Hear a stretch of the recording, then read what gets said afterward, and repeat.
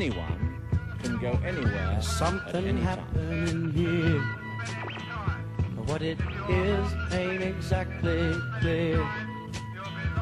There's a man with a gun over there, telling me I got to beware. I think it's time we stop, children. What's that sound? Everybody look. The whole communities were our enemy. They hated us.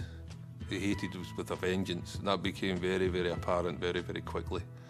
I wasn't prepared for that level of hatred.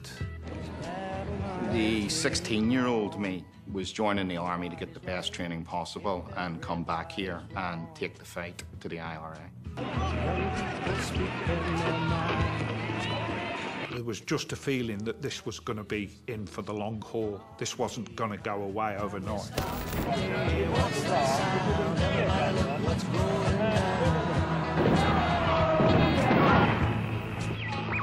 People say, oh, you were in a war. To me, it was no war. If somebody comes up and shoots you in the back of the head, how can that be a war? To me, that's cold-blooded murder. In the street, singing songs and a carry inside. The expectation that something could happen every minute that really, really wore on your nerves and wore you down. It's time to stop.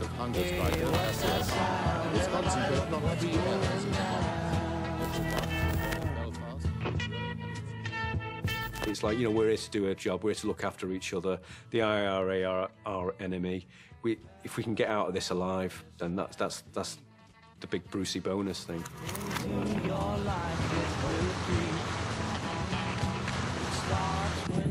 I mean, quite clearly, the grand strategic objective was to keep Northern Ireland as part of the United Kingdom.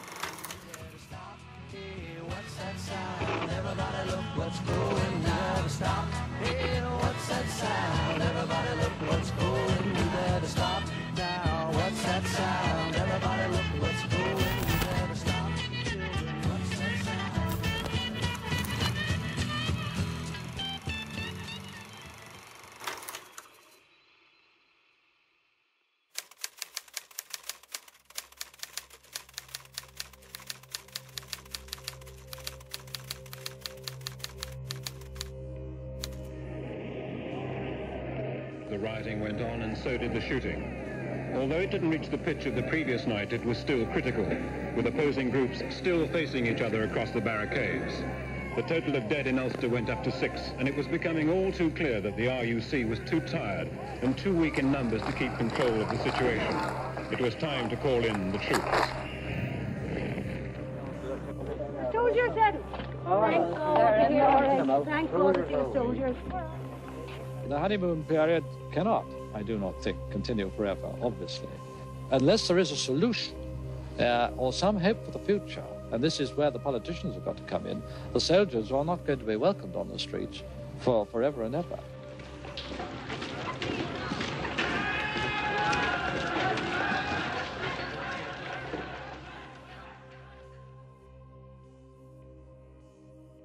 I think when you were born in 1960, the Second World War was still very fresh in a lot of people's minds. So we had a lot of war films, and there's a lot of glamour attached, Hollywood style, to being a soldier. I had my Action Man doll, I had your Johnny 7 machine gun. And so I think it was kind of drummed into you from the earliest age that to be a soldier was to be something.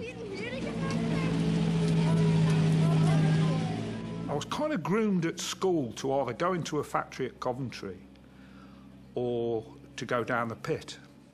I was lucky enough to gain an apprenticeship as a gas fitter, kind of finished that for 4 years, left school at 15.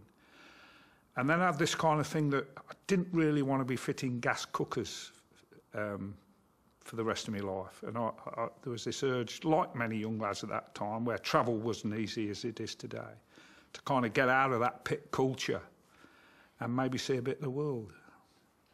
I was in this play of joining the military to kind of see the world, but not really buying into it from the point of view of Queen and country.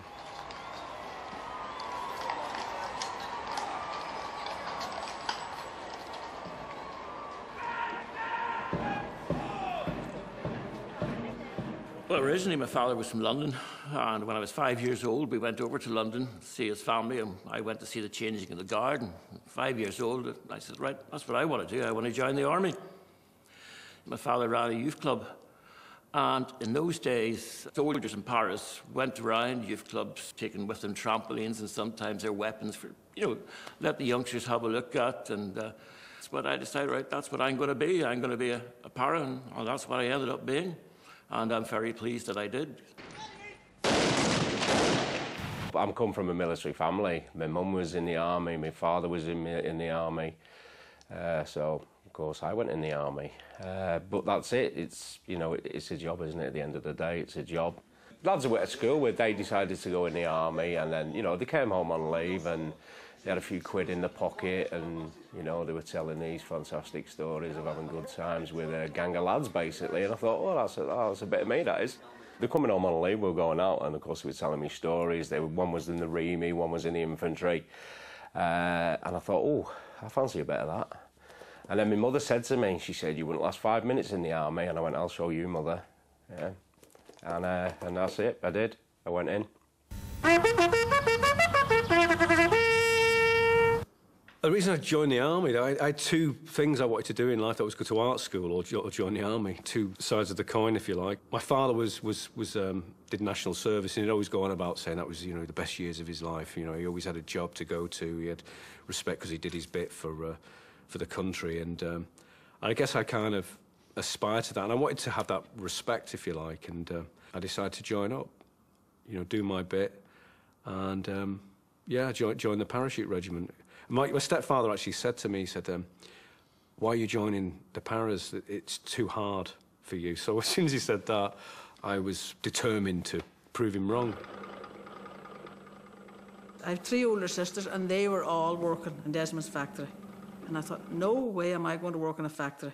I wanted always to be an RUC woman, and I applied, I done the interview, but there were so many people joining at that stage, there was no vacancy. So then I joined the UDR, and I stayed in the UDR.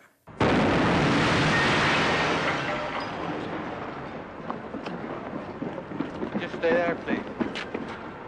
I was naive. I mean, I was 16 years of age. I had grown up in what I can only describe as a conflict zone. I thought that by joining the army, I would be able to come back here and literally wage combat against the IRA, and for want of a description, take revenge for what had been occurring within my community. At 16, I could have joined the UVF, and instead I was guided by family members and family friends to join the British Army.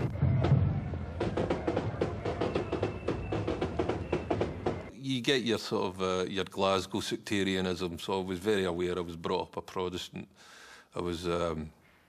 I used to go and watch the Rangers, so I knew all the songs, My knowledge of the Troubles was, we were told it was just a few nutters that were conducting all the shootings and the killings. But obviously we only got a very one-sided view. So we got this idea that it was only a handful of nutters that were involved in the IRA, and it was British territory. What was all, I didn't really fully comprehend the whole thing, but I knew what was going on.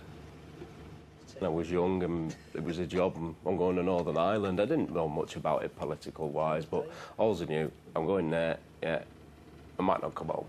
But I knew you go in the army, there's a very good chance you're going to end up in Northern Ireland, yeah. The terrorist is a highly motivated individual and is dedicated to the cause of liberation for the nationalist population. He is a master at remaining anonymous. We get a thing called NUT training, the Northern Ireland training, where it's a makeshift village, if you want, where you patrol and things blow up and people appear and you try not to shoot Mrs. Murphy that's out sweeping her path and stuff like that. So a quite general basic to make you aware of what we were going to be up against.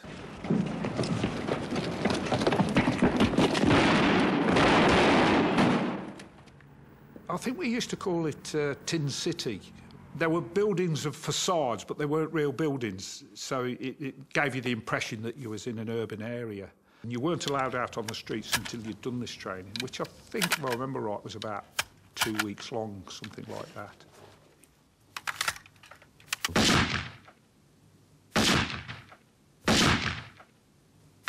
You go through Northern Ireland scenarios of what could possibly happen when you're in Northern Ireland, and it's just like a town, just post box shops, but obviously they weren't open shops, but it was very similar, just to like an urban area.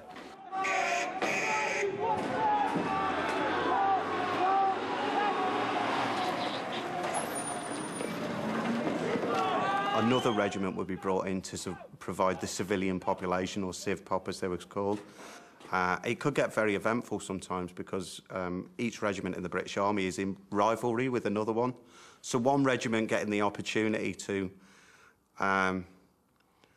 commit a little bit of assault on another regiment, either from the soldier to civilian or civilian to soldier point of view, was seen as quite a bit of fun for some of the lads, particularly the civilian population. Or the soldiers playing the civilian population. Yeah, it was a bit of fun. It was a bit of fun, yeah, because it was very realistic. Obviously, there was no live rounds used, but there was splats they used to have. They used to position them in doorways, and then, of course, you come under contact, you dive into that doorway, and then these splats would go off, and it's like rounds ricocheting off the brickwork. Stand by! It was basically a purpose-built town, and you would patrol through it, bins would blow up, there'd be shootings from windows, and you'd be practicing your reactions to it. There'd be riot situations. It was like Northern Ireland to the max. We only got 1 week's training. When you think like the British soldiers would go in and they would be trained for everything, we're not. Because they thought everybody was a terrorist. You know, around a corner and anybody there was a terrorist. You know, because I actually went over and took part in some of their training in England. And really, it was really over the top, really. Goshen is never as bad here, or so I thought, than they were getting trained on. You have this pre-parachute selection thing called P Company, and I did that 3 times. People thought I was some lunatic because it, very difficult week of physical torture. But for me, I couldn't go back home and say, I couldn't hack it. I was determined to get through, and my first posting, we were all told, what battalions we're going to go to, and I was going to Free Para and to Northern Ireland, and I was only 17.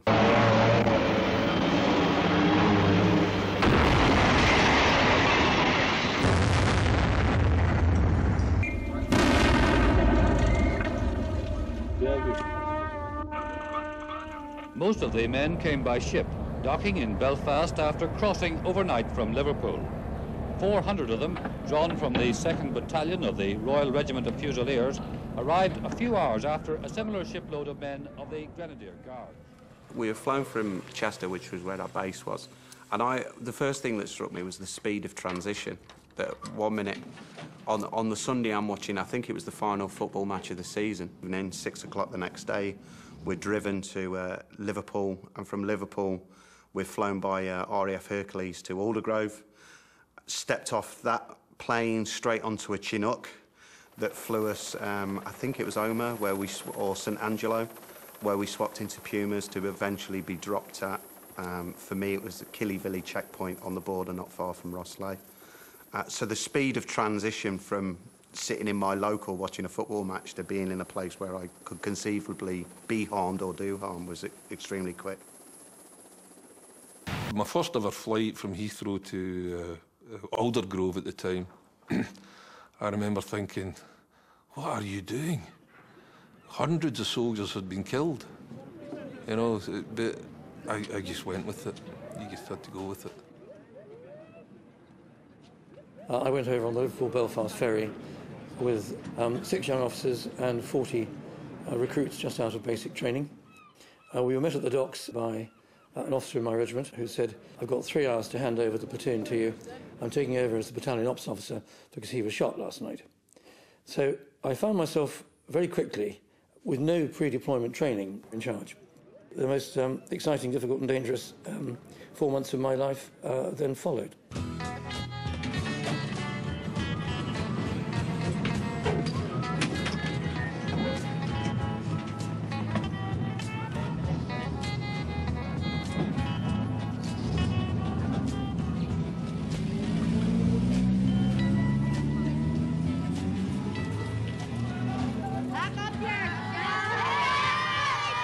Whole communities were our enemy. They hated us. They hated us with a vengeance, and that became very, very apparent very, very quickly. I wasn't prepared for that level of hatred.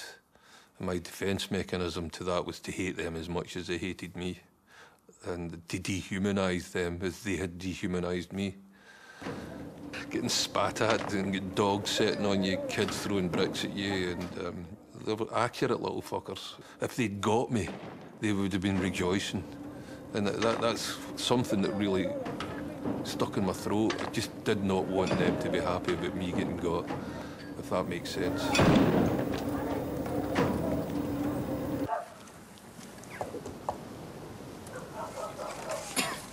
Evening. I wonder if I could ask you a few questions, please. Certainly the people that we were operating around and with in South Armagh and the Crossblain area had no regard for us whatsoever. I mean, we were spat upon, sworn at. There was no question, really, of any kind of relationship with them. Yes, of course, we would stop and check people from time to time, but it always involved a lot of effing and blinding and really almost, actually not almost impossible to establish any kind of relations. Of course, we were verbally abused, we were spat at on a daily basis. Yeah, but you had to bite your lip. It's not me they hated, it was the uniform. And they told me that on several occasions. But of course, every now and again, they did trip somebody's switch, and that was it. Yeah, they retaliated. It did happen.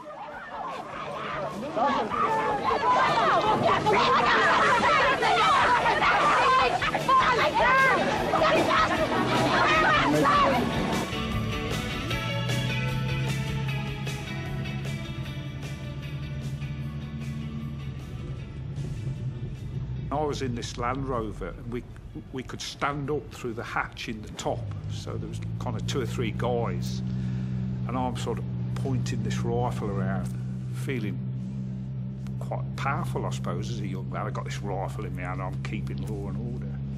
The Land Rover came to a halt, it hit the quick release, and my magazine shot across and landed on the floor. The spring bust open, and there was kind of 20-odd rounds over the floor. And within seconds, kids and everything were just there trying to pick this ammo up. You know, you can't let this happen. So the guys bomb-bursted out of this Land Rover to try and kind of recover these rounds. I felt all right, you know, Wally. But in that action, I remember getting back into the Land Rover when we recovered these things and absolutely being covered from top to bottom in phlegm. Everybody had come and kind of spat on me. And I remember thinking, they don't like me.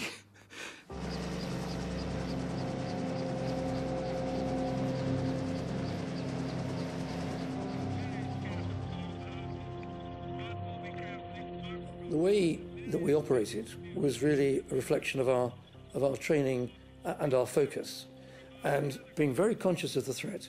There was a long-range sniping threat, there was an ever-present IED threat, which meant that our planning of routes, our patrolling, our mutual support, one part of the patrol supporting another, so there was always someone on the ground surveilling hilltops or other places where a threat could come from. And soldiers rise to that kind of professional challenge. You know, we knew what we had to do. We knew the atmosphere was pretty dire around us, but we were determined that the rule of law, British law, was going to still extend, because the strategic objective was that Northern Ireland would remain a part of the United Kingdom. Essentially, we were there to deter the terrorist. We were there to prevent him moving easily. Our threat came from across the border. It didn't come internally. We had no internal IRA men, if you like. They came from across the border. Now they would have had their informers and their eyes and their ears in our area, but the gunman or the bomber, he came from Donegal or the surrounding counties. The attack happened at 4:20 at the Derryard checkpoint, about 2 miles from the Fermanagh-Monaghan border.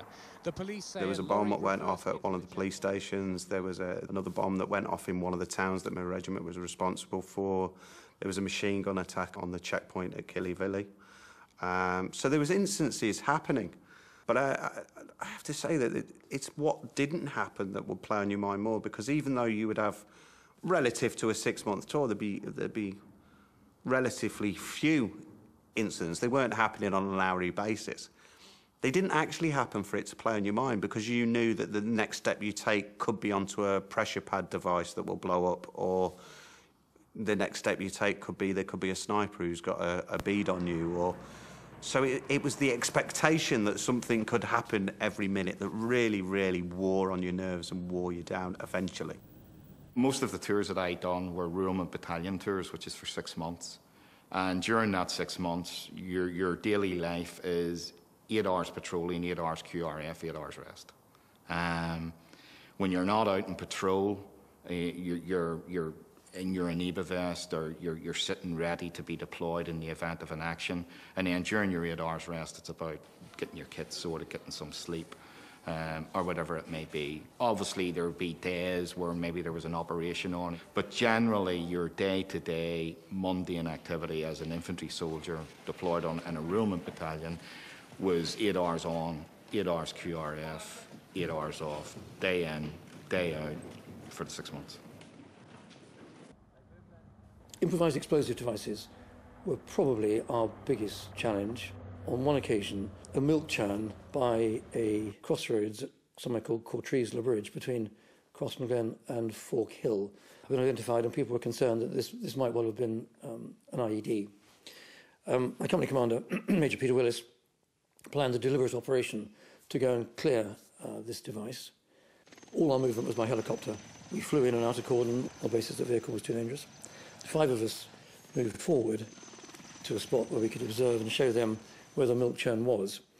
As we were going forward, Peter Willis, my company commander, stopped me, gave me a photograph and said, don't bother to come any further, orientate yourself to the ground for a lie-up operation I want you to do here this weekend. So I stopped.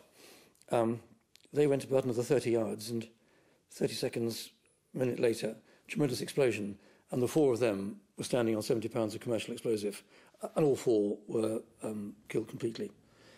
One reflects on, if Peter hadn't stopped and given me the air photograph, it would have been 5 killed. That does make you ponder about life a little bit. The soldiers, dead and alive, have been lying over there ever since the bomb went off at 10 to 10 this morning. An army doctor flown in by helicopter was able to confirm that 2 were dead and 1 injured. But because of the great danger of further booby traps, he was unable to get to another 2 men. However, it's pretty certain that they too are dead, bringing the final toll to 4.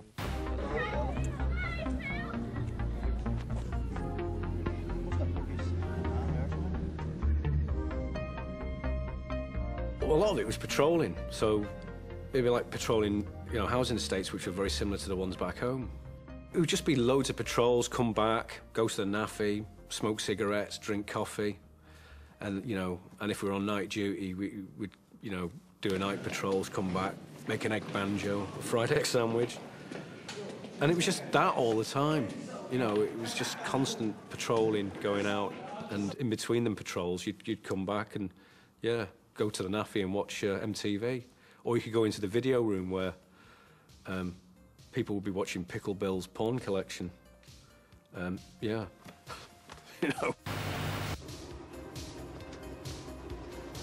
Plenty of patrols, vehicle patrols, river patrols up and down the Foyle and Rigid Raiders, but the majority of it was in the city, foot patrols, vehicle patrols, that was the majority of it, and then back to the barracks and twiddle your thumbs till next patrol.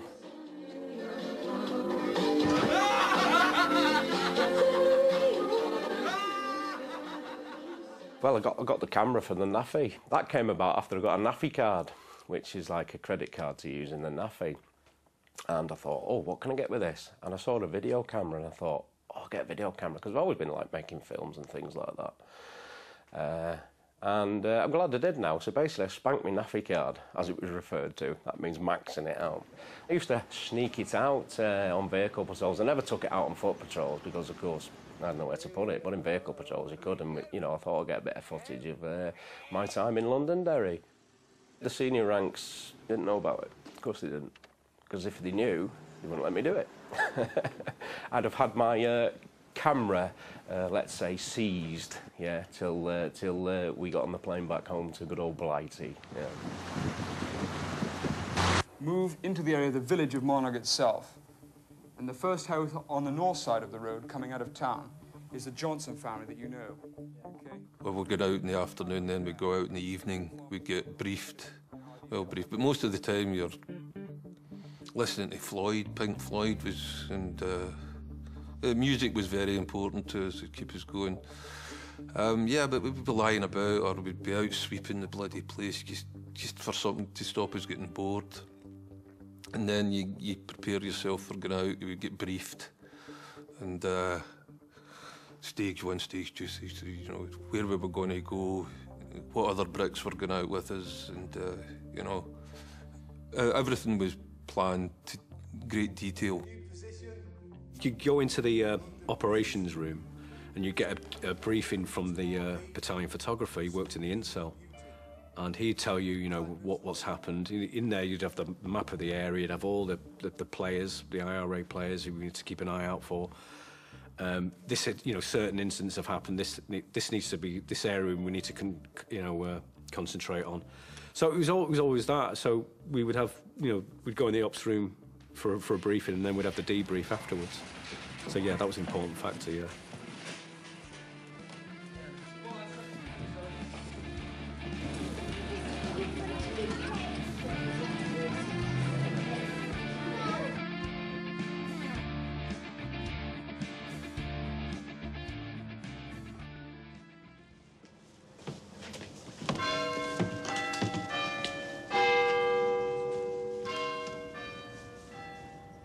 Greenfinches went out on a patrol, and we'd search the females, search their handbags and that. And in later time, I would went out on patrol with the British soldiers, and we'd went on house searches.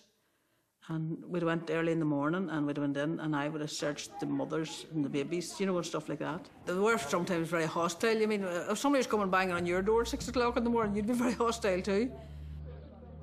Looking back, we were just information gatherers. As we went out in the street, we had to know everybody that was regarded as a player.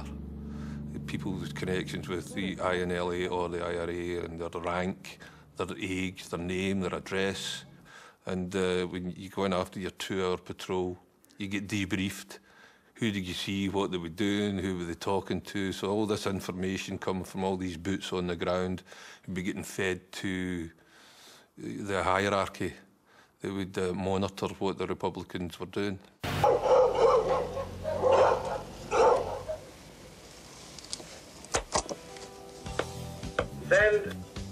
Serial 10's just come out of his house. I seen him the other day, and he had long hair. Just seen him again, and he's had it cut. He's heading through Brew Park. Yeah, OK, what was he wearing? He's wearing a light-coloured denim jacket, blue jeans, and he's carrying a brown duffel bag.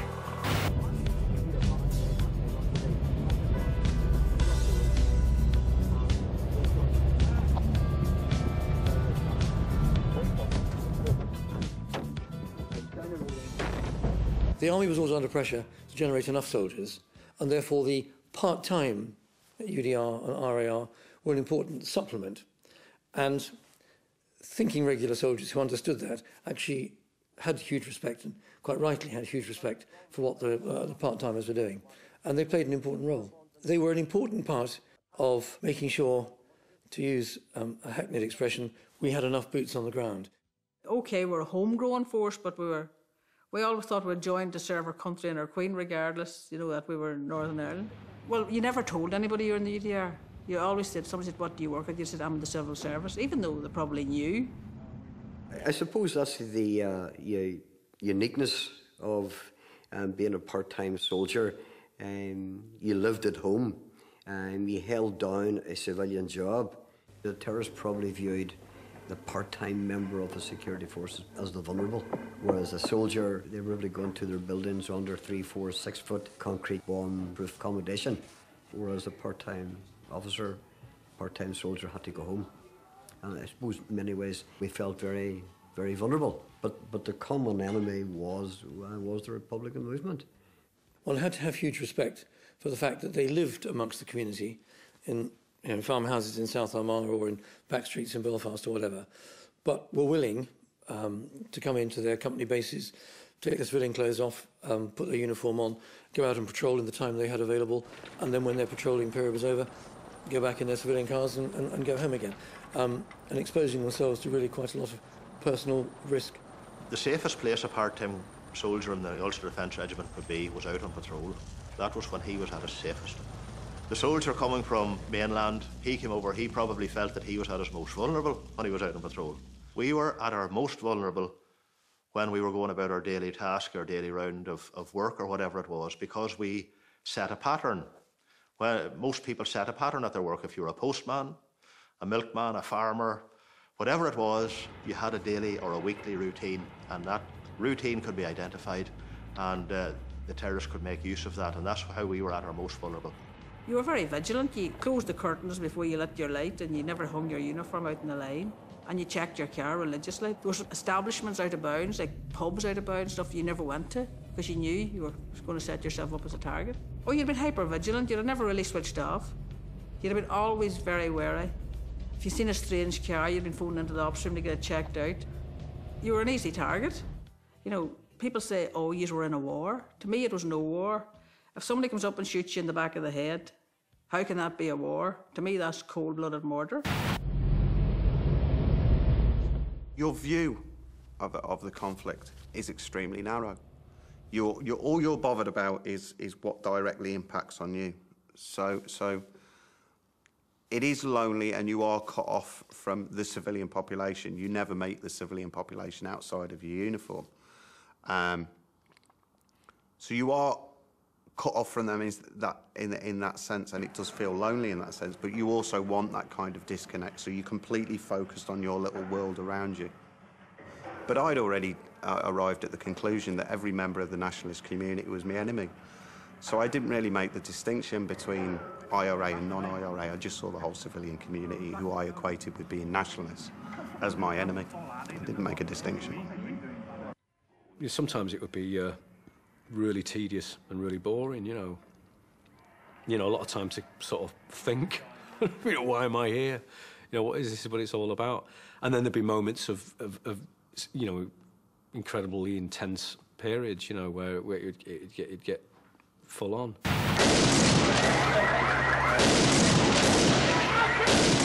I mean, during these tours, it wasn't that I was deprived of sleep. I was deprived more of good sleep. It would be an hour here, an hour there, 2 hours here, 2 hours there. And that has a really weary, tiring, stressful effect on you. And it's not long before you start hating the place. And it's not long before you get in this kind of weariness where you may do things that you probably wouldn't do under normal conditions. You know, that kind of tension, that stress, just wanting it to burst out. It kind of got a bit frustrating, really, because you know, the sleep deprivation, just basically being on tenterhooks all the time, hypervigilance, you know, waiting for something terrible to happen, because obviously, as I progressed through my military service, I realised just how hated the parachute regiment were in Northern Ireland.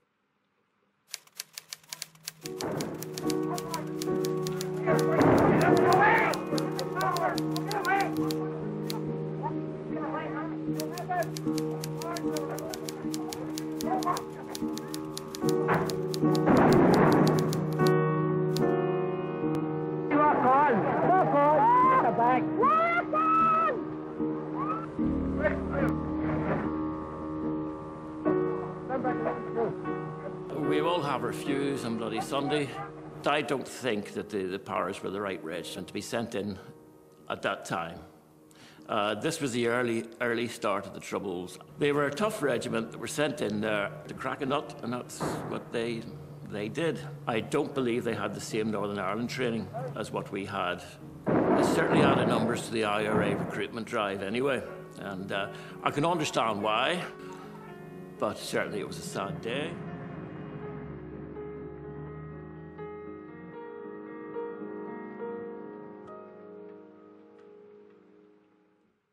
We were warned on numerous occasions, the last thing we need is another Bloody Sunday. So we were taught actually restraint, not to antagonise. You could only open fire if you were under direct fire. You couldn't shoot petrol bombers or rioters, and rightly so. You could fire baton rounds at them. Basically, it was restraint we were restrained from opening up because, again, they emphasised we don't need another bloody Sunday. That was hammered into us. You kind of become, you're 21 years old. We're all in our early 20s, most of us. You adopt a kind of gung-ho attitude, you know, of togetherness, that brick, that unit. That's all that you're concerned with is your own safety and the safety of your muckers.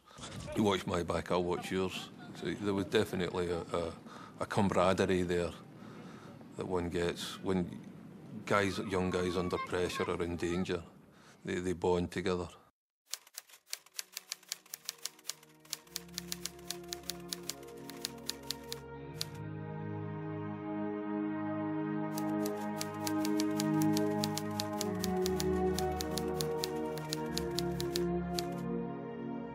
It's now 3.5 hours since the double bomb explosion which killed the soldiers. The army still can't allow anyone within half a mile of the scene for their own safety. The police who've been to the scene say they have never seen such carnage in all the troubles in Northern Ireland. We were flown out to put in the accordion immediately after the explosion. The IRA were very, very clever, because after the first explosion, they knew where the instant control point would be, which was in the gate lodge. And that's where they had the second explosion. So after that, we were told if an explosion went off, have your instant control point in the crater of the original explosion, because you know that area is clear. The reinforcements, thinking the worst was over, parked here, the very spot where the second booby trap of a quarter-ton of explosive had been prepared. The relief forces were taken by surprise, the ambush was complete, and a further 12 soldiers died, including the local army commander. There was a sight to be seen. It's one of those things you'll never, ever forget. And it brought home the reality of the job of what we were doing. Soldiering wasn't just signing up and seeing the world. This was real life.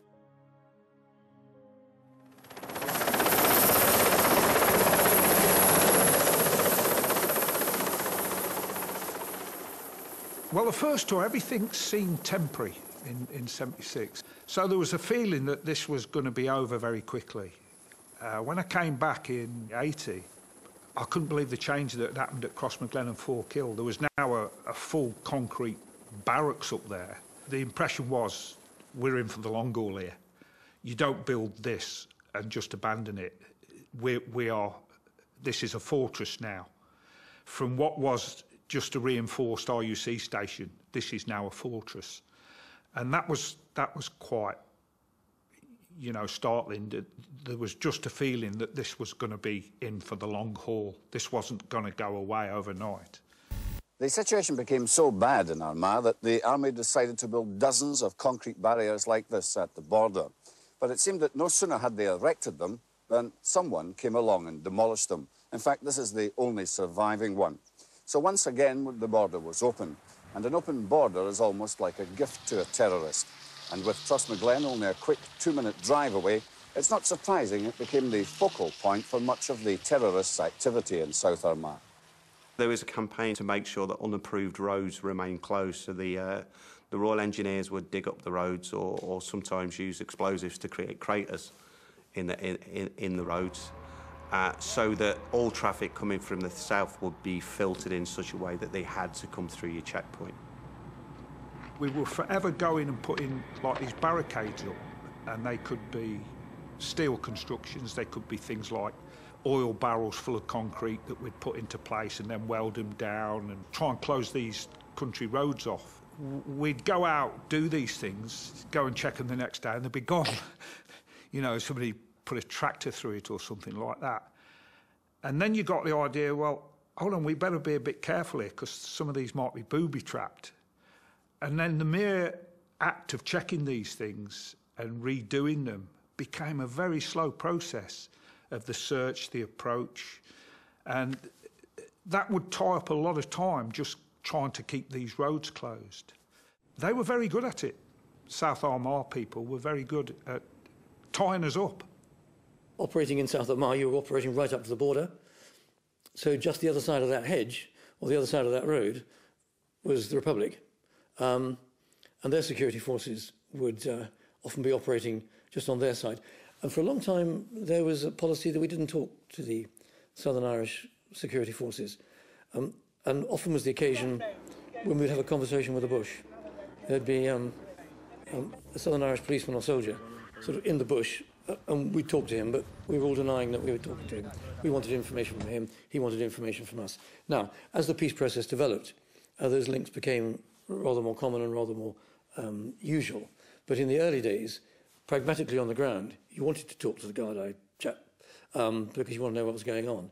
Provided he was prepared to talk to us, we couldn't be seen talking to each other, so bushies had conversations. Do you expect any opposition from the Irish Army? Oh, no, certainly not.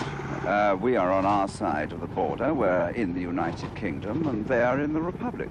And there we are. I mean, you can see them down the road here, where they're well back from the border.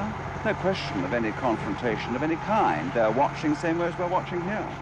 The Crossmaclen base was like a fortified RUC station. There was what went on in the house with the police, the RUC, and then the kind of army around it. In a way, never the twain met. We weren't privy to what the RUC were doing until we went out and we escorted them, obviously as their kind of armed guard. So really, in lots of ways, I went out, but never really knew why we were going out, other than, you know, we're escorting the RUC.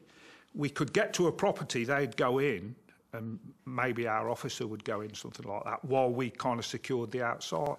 But what happened inside in the first tour, I hadn't got a clue. Obviously, they needed to question somebody or search the place or find out what was going on. But we were never told. It was a kind of need-to-know basis. The Army are here to enable the police to do their job.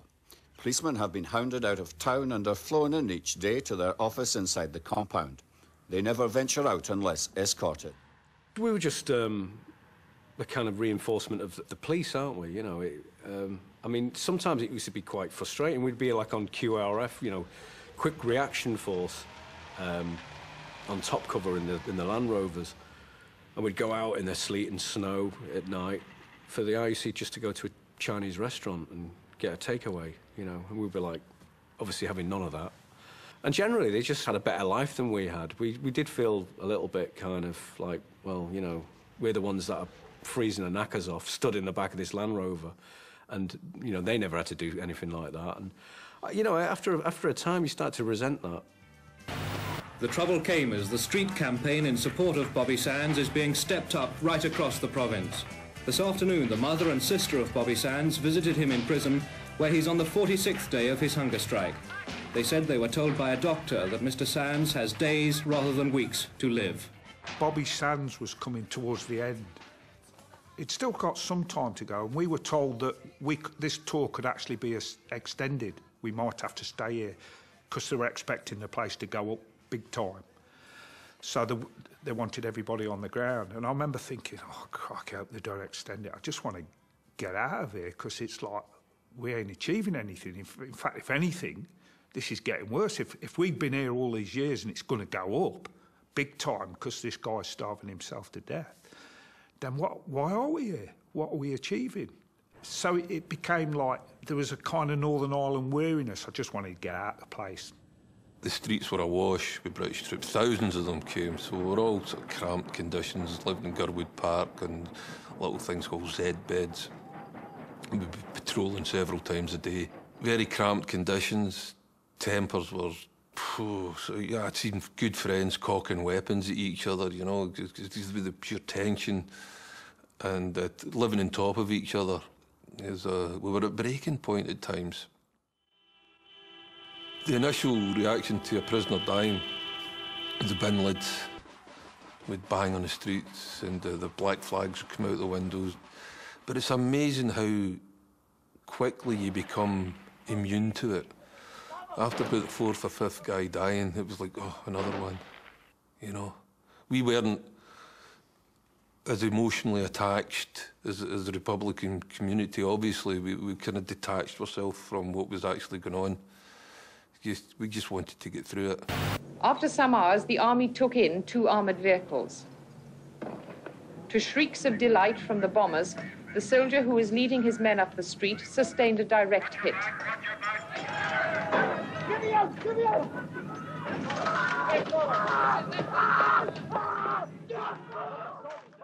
At the time, it was us against them. And I just get to December, I'm away from here, I'm done, I'm finished, I'm off to Hong Kong for 2 years and I never want to see this fucking place again. Do you enjoy this sort of soldiering? Serious? No. Anybody likes this in their life must be balmy. No. I don't like it one bit. But you gotta do it. That's what we're paid for, we gotta do it.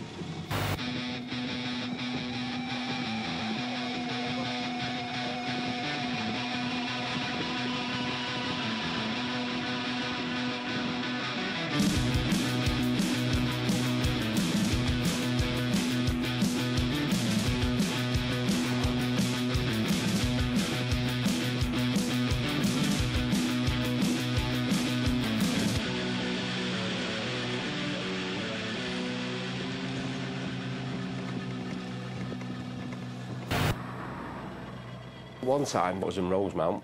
I was on stag there in the Sangha, looking down the alley. You know, you're up there for 2 hours at a time, so you like that. Yeah. And I just saw two lads coming down the alley, which wasn't uncommon. I thought they were lighting a cigarette at the time, so I was just sat there watching. Anyway, no, it was a petrol bomb, went up, smashed on the rocket mast, came straight through the window onto me. Yeah, I managed to get my head down, so it was all over my helmet, it was all down my arms. Anyway, we had a tannoy. Yeah, an emergency tannoy there, and that was it. I hit the button. I said, "I'm on fire, I'm on fire." So, yeah, guard commander. Yeah, guard commander said, "Well, put it out then." I said, "I'm on fire." And that was it. Fire extinguisher. Managed to get it out. Ended up in Mulgrave Park Hospital in Belfast. Yeah, for a couple of weeks. High on morphine, counting bricks. Yeah, it still impacts me today. I didn't recognise it, but my family did. Yeah, they said I went one there, one person, come back a completely different person. Yeah, after 3 years over there. Yeah, I was a different personality. And I couldn't sleep for a while. Yeah. My girlfriend at the time, well, kid's mum, it was, I used to beat her up in the middle of the night, pull her hair, smack her in the face. Yeah. Yeah, but that never happened before Ireland, but it did for a good few years afterwards. Dreams of Ireland, well, not of what happened, but what was happening in the dreams. And of course, I was defending myself in my dreams by the looks of things. Yeah. There was no what you would get now, like some sort of psychologist saying how to deal with your feelings. There was none of that. And to be quite honest, we weren't even looking for anything like that, because if you felt you needed psychological support, it was seen as a sign of weakness. You're supposed to just rock up and rock on.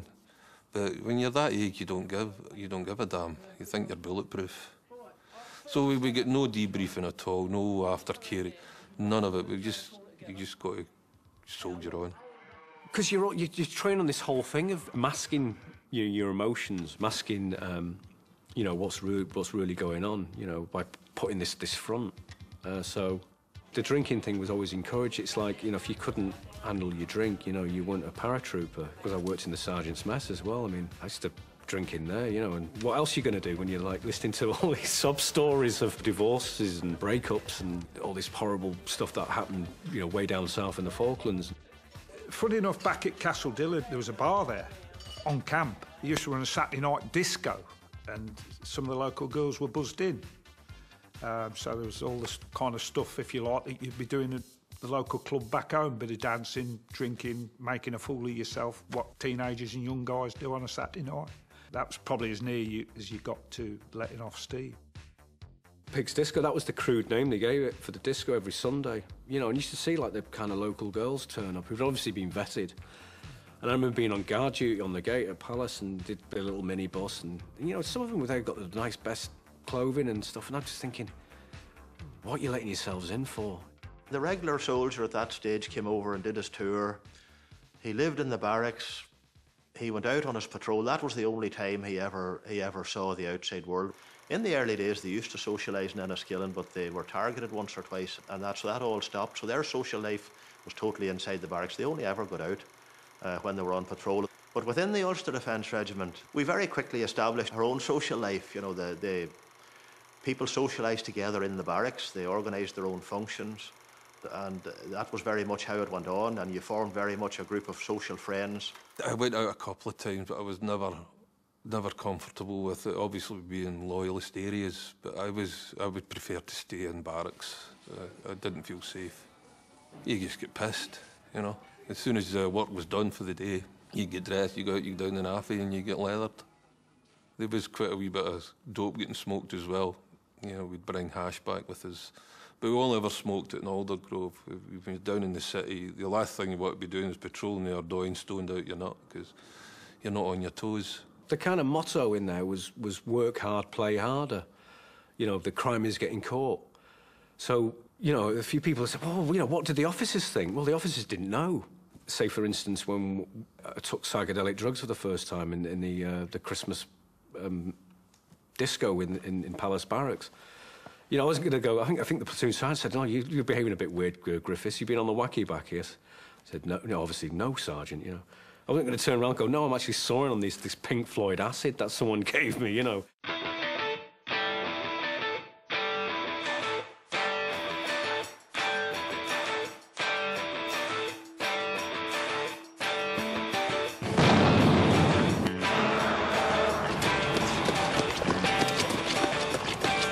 Good afternoon. The IRA's ceasefire announcement hailing a historic crossroads was made shortly after 11 o'clock this morning.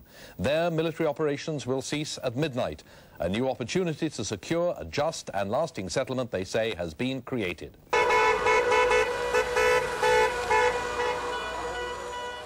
All the talk to us was that you don't let your guard down. There might be a ceasefire in place, but you carry on before you don't let your guard down, and that's what made me think that, yeah, it's a come on. The IRA just taking a break for a few weeks. And then shortly after that, they made the decision that we would, that soldiers the next day, once the ceasefire was in place, wouldn't patrol with helmets on anymore. They would put their soft berets on and patrol out of the base with berets. And that struck me. I was worried about that. And then suddenly they're saying you're going to go out the front doors and patrol into Newry, into the Derry Begs, or for the lads in Belfast, into Belfast. With no hard hat on at all, you suddenly got your beret on, and that was... I remember that playing on my mind. Nothing changed for us, because remember, it's a ceasefire. We say, yeah. I haven't taken it as a ceasefire. I'm still going to be on my toes, and we were. But we were told, it was a plan. We had this plan to send us out less aggressively with our berets and no weapons. Yeah, and that was it. My alarm bells were ringing then. To send us out on the streets with berets and no weapons, we were just like, oh, no, this is going to go horribly wrong. All it takes is one.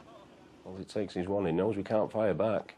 That was just handing us to them on a plate, that was. It never happened eventually, because somebody obviously turned around and said, right, no, because if it goes off, what are we going to defend ourselves with? Because we didn't have no weapons.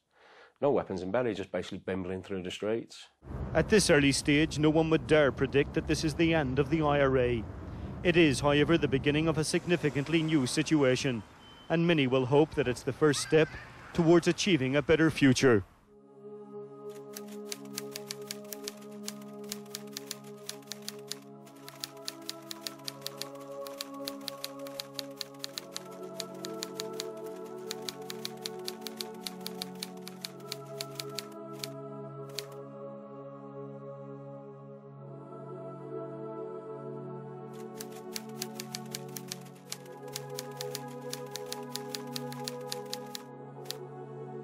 "12 days ago, Lance Bombardier Stephen Restrick was shot dead by a sniper at an army checkpoint in Bestbrook, South Armagh.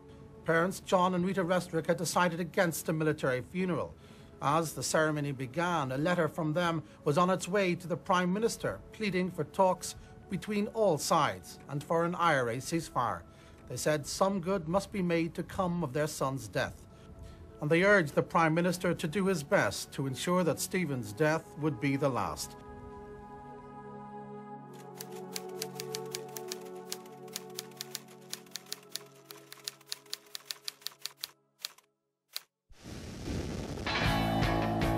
Soldiers are shot dead in Belfast. The shot with Danny Kelly, 16 dead, 70 injured. The soldiers thought it was a safe place for them. This slaughter of innocent people is the product of evil and depraved minds.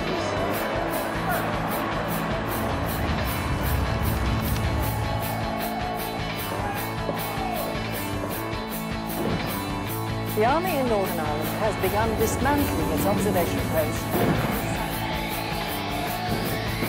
What happened on Bloody Sunday was both unjustified and unjustifiable.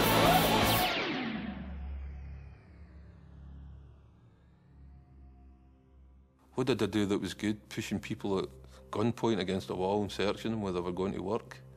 Kicking people's front doors in? What was that all about? That's not a democracy. I have absolutely no idea what we achieved, if anything, apart from divide and cause animosity. There must have been a better way of dealing with this situation. Typical Britain, sledgehammer tactics, let's smash them, as is done all over the world. And the situation could have been solved in the 60s and 70s, but they let it drag on. On the streets in 11 minutes' time, you'll be liable to... Was it a success? Was it not a success? The answer is, look at Northern Ireland today. It was a success, and it is a success, and the people of Northern Ireland have got the chance of living a decent life in a much more secure set of surroundings than they were in the late 60s and early 1970s. So, a success, undoubtedly. Quite clearly, the grand strategic objective was to keep Northern Ireland as part of the United Kingdom. Sometimes the army got it hugely right, and sometimes they got it hugely wrong. You know, we're all on a journey, and it's how we travel in that journey and the knowledge that we secure, and how we then put that knowledge that has been learned into positive action and constructive action. And that's what I take away from my service in the army, and specifically within Northern Ireland during Operation Banner.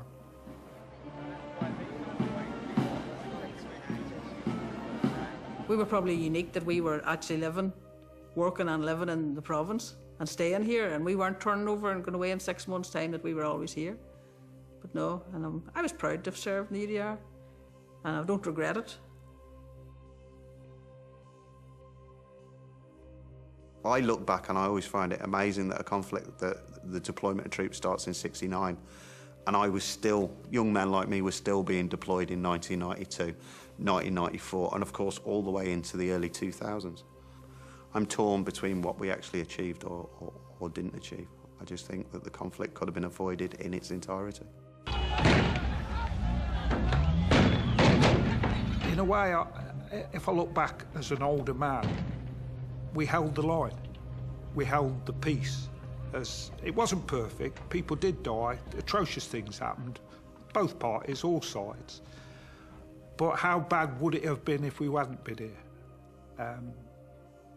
So I guess from that point of view I can look at it with a certain degree of pride that I don't know, there may be people walking around today that if I hadn't have gone that way, they would have been dead.